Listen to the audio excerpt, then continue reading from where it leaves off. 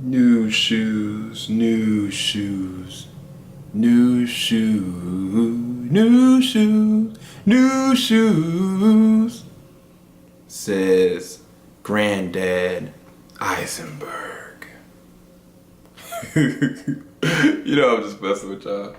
So back at it again, SCL020 for a brand new review of episode 3, season 4 of the Boondocks. Yeah. This episode is a straight up knockoff of Breaking Bad. If any of y'all love the epic series, Bryan Cranston and that epic cast of 5 seasons, there was just pure epicness.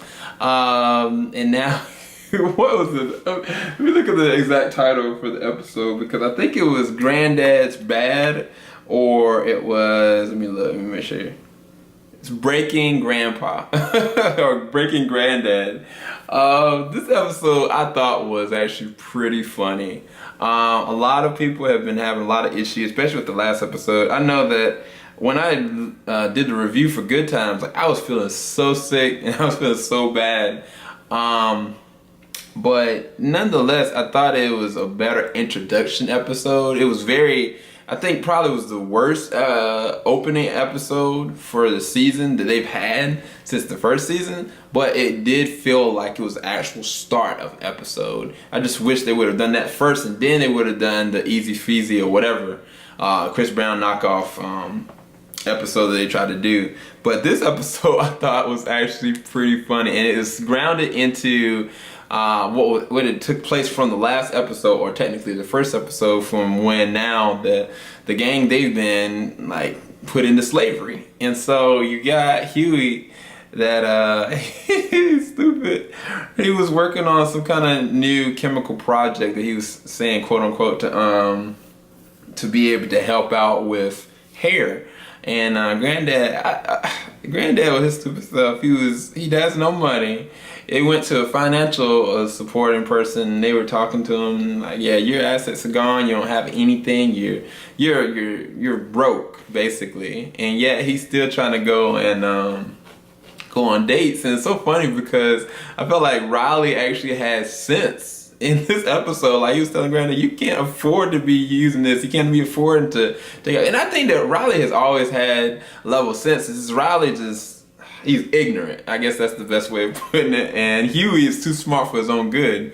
And so, I mean, it's like now you got Granddad, he realized that he was trying to get a date and he didn't have any hair gel, and he was trying to get her to, I forgot what he did. He couldn't take her out to eat and she hung up on him.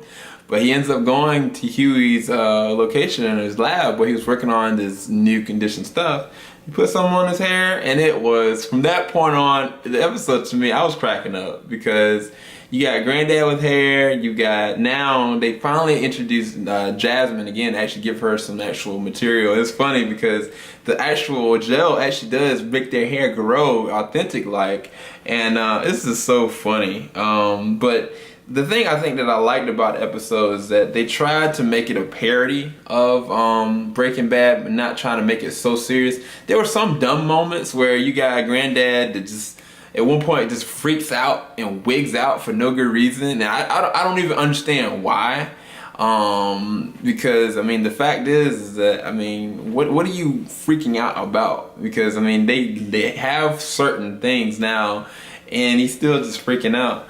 But it was a serious playoff of the first episode of Breaking Bad. And honestly, if they made a parody kind of series with these characters following on the lines of Eisenberg, I think that I would enjoy. I think I really would enjoy these characters exploring that.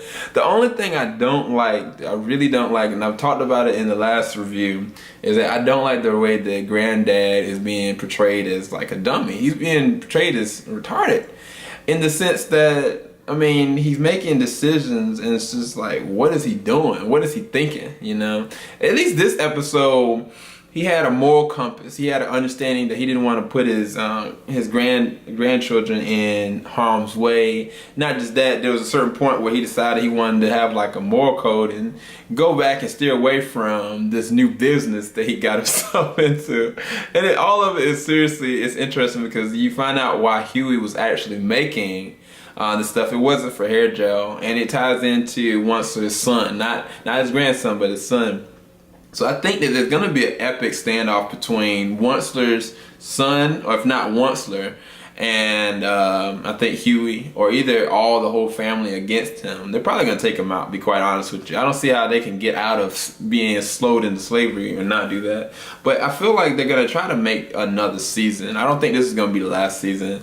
But what they're going to have to do, they're going to have to keep the show grounded to its roots and making it continuously funny. They're gonna have to continue to make it entertaining but not so offensive, because there were certain points in the Good Times episode I was like, I feeling offended, man.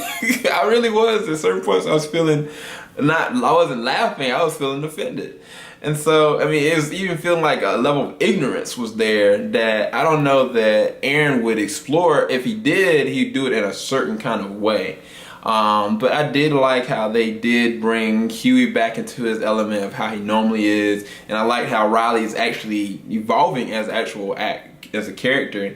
And then Granddad, I mean, he had a little bit more to work with. I mean, he had some funny moments, Eisenberg moments, but nothing too eye-dropping yet. But I think this is gonna push Granddad over the limit, or something's gonna happen where, I mean, because even I think about it in Breaking Bad, Bryan Cranston's character worked at a car wash, so this was a build-up. That beginning episode, they've had Granddad working at this at this car place for Uncle Ruckus. So I feel like they might continue this with the Breaking Bad kind of theme. If they do, I think that it's gonna be hilarious. But I mean, I don't want them to like knock off of Breaking Bad either. I want them to come up with their own source material. But for them to explore like a theme like that, I think it'll be actually really funny. And I mean, I've seen certain trailers where Stinkmeaner is in it. I've seen certain trailers where Mr. Wunsler, like the older man Wunsler, is in it.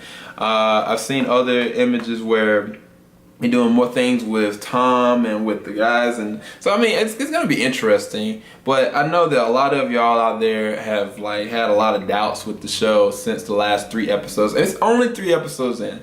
For me, I always wait until at least 10 episodes to know like how something is gonna be progressively working or not working for me. And I mean, I haven't been too offended to the point that I've just kind of given up on it. And at the same time, like I feel like certain episodes like feel like Aaron is still there. So I wish that I knew who was writing these episodes. Every time you try to look up who are the writers on certain episodes, IMDb is the only source that you can actually get. You can't go to CW TV, or you can't go to Adult Swim. You can't go anywhere to actually find like who actually wrote this stuff. So I feel like certain things where I feel like Aaron's presence is there in the writing. And I'm honestly, to be honest with y'all, like picture this.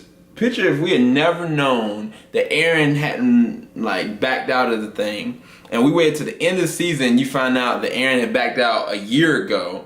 I bet you that knowing that would cause a kind of placebo effect of like, okay, well, yes, the Boondocks is back. I'm just happy they're back. They'll eventually be good. Because we have something that we can actually say, like, man, he's not here. Man, they cast him out. Man, he's working on a new series called Black Jesus. Like, why is he still with Cartoon Network, but yet he's not here and working on these actual series? Like, is this gonna be a fail? Like, it's almost as though it's been set up in my mind to fail. And because it's been set up in my mind to fail, I'm trying to give it every chance I can. And at the same time, I'm trying to read behind the lines of how much input and how much writing he had already done into it. From the time frame, like I said before, there was a time frame that he was already starting to work on the 4th season. So it wouldn't make sense for me just, I mean, I don't know. We'll see. But keep that in mind when you're looking at these episodes. I think the 4th episode, what's the name of the 4th episode? And I'm gonna try to go through every single one of these. 4th episode is gonna be Early Bird Special, whatever that means. So we'll see. But I'm gonna try to do a review for every single one of these episodes if I can. I know I'm late on this one. I don't even know if I'm gonna get it out officially on time. I'm gonna try to do this one first and put it up online, and then I'll do my other videos. If it doesn't come up tonight, then it's definitely gonna come up on Monday, which I'll do a review then, if not on Tuesday. But yeah, I apologize. I've just been seriously out of it. I've been sick, and it's been a minute since I've even been on the cam for a minute. But I hope y'all liked my review. I'd probably give this review. This episode, I actually kind of liked it. So I give it like an 8.0. I did like it. So let me know what y'all thoughts were about episode 3. If y'all felt like it was decently funny, but at the same time kind of like an interesting parody of Breaking Bad. If any of y'all know the series, I don't know. This is interesting. This show is nuts in and of itself. It's a cartoon. I have to keep that in my mind each time I'm reviewing these, because it's not like these like are intimate characters. These are not like thought-provoking things. Like, this is just cartoon characters that are from a film strip brought to life. So anyway, hope y'all liked my review. Leave a like at the bottom if you did. If you would like to know any more things of what's going on with the series, if I find anything, I'll definitely let y'all know. Leave your comments at the bottom if you have any questions about anything, and subscribe if you would like to continue seeing any more reviews I do of this or anything else or any other movies. This is SEL0320 signing out. Eisenberg has left the building.